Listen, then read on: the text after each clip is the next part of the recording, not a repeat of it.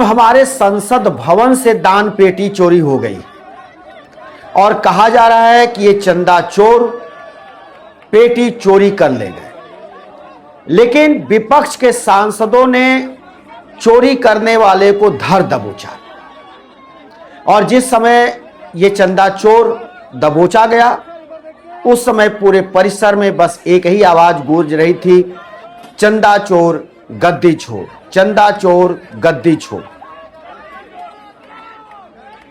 ये राम जन्मभूमि से जुड़ा हुआ ये मामला है जिसको लेकर विपक्ष लगातार संसद के अंदर और बाहर सरकार से सवाल पूछ रहा है।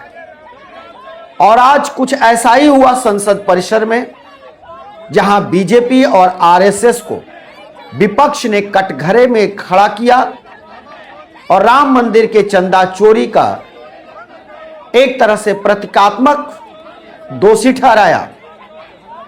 हुआ ये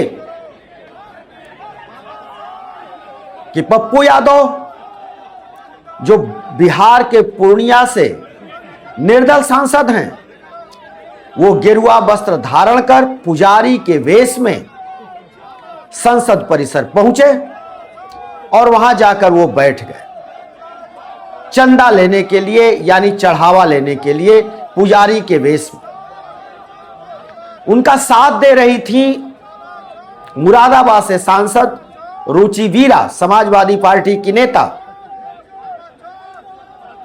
जब ये संसद परिसर में बैठे थे तो उसी समय विपक्ष के तरफ से भी नारेबाजी हो रही थी। अमित शाह के खिलाफ नारेबाजी हो रही थी, अमित शाह के संसद से गायब होने के खिलाफ नारेबाजी हो रही थी, चंदा चोरी पर नारेबाजी हो रही थी और एक तरफ से ये जो है एक स्वांग चल रहा था, एक नाट्य मंचन चल रहा था।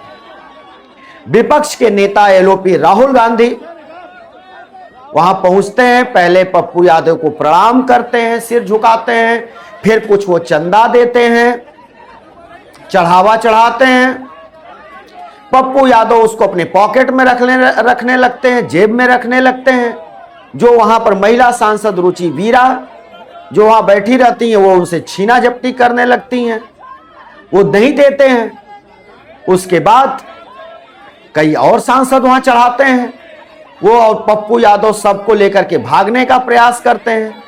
उनको सांसद भागने नहीं देते हैं, उनको घेर लेते हैं, पकड़ लेते हैं, दबोच लेते हैं।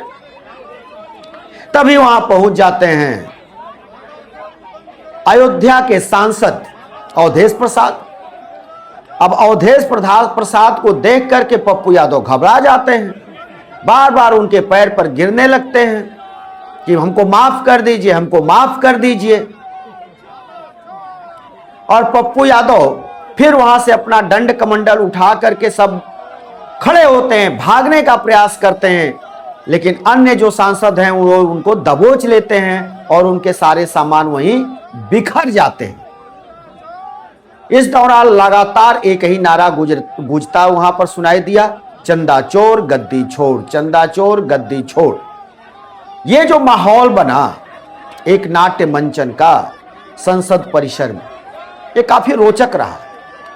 सांसद हो, सुरक्षा कर्मी हो या फिर मीडिया के लोग, सबका ध्यानाकर्षण उधर गया, सबके ध्यान उधर गए और लोग दूर से खड़े होकर एक तरह से इस दृश्य का आनंद भी ले रहे थे, देख भी रहे थे। लोग अपने मोबाइल में, कैमरे में इस दृश्य को कैद कर रहे थे। देखते ही देखते ये वीडियो सोशल मीडिया पर वायरल हो गया और बहुत तेजी से वायरल हो गया। ये सारा दृश्य हुआ है लोकसभा के परिसर में। विपक्ष किसी भी कीमत पर छात्र आंदोलन के बाद शिक्षा मंत्री धर्मेंद्र प्रधान के इस्तीफे को भुनाने में कोई कसर नहीं छोड़ना चाहती, उसको आगे बढ़ाना चाहती है।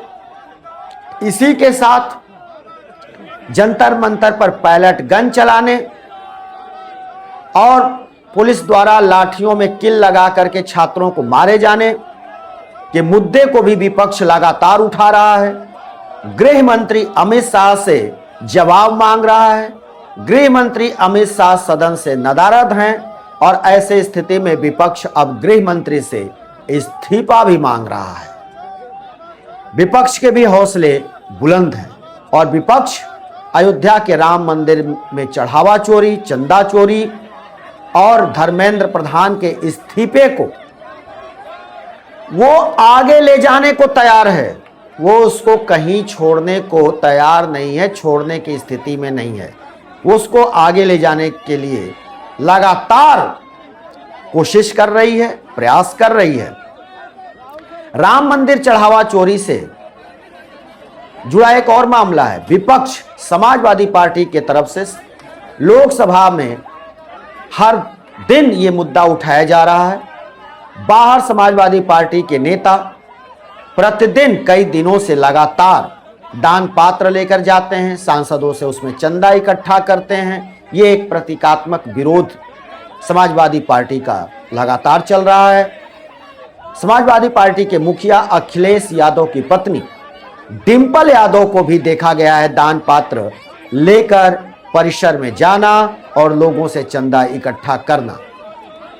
तो विपक्ष किसी कीमत पर इन दोनों मुद्दों को छोड़ने को तैयार नहीं और विपक्ष लगातार सरकार को घेर रही है। सरकार हाल के दिनों में जिस तरह से वो बैकफुट पर दिखाई दे रही है, इस तरह से सरकार कभी बैकफुट पर दिखाई नहीं दी। तो ये बड़ा रोचक मामला रहा। दोस्तों, हम फिर किसी खबर के साथ आपके सामने हाजिर होंगे। तब तक के लिए शिवमूर्ति दुबे को दीजिए इजाजत।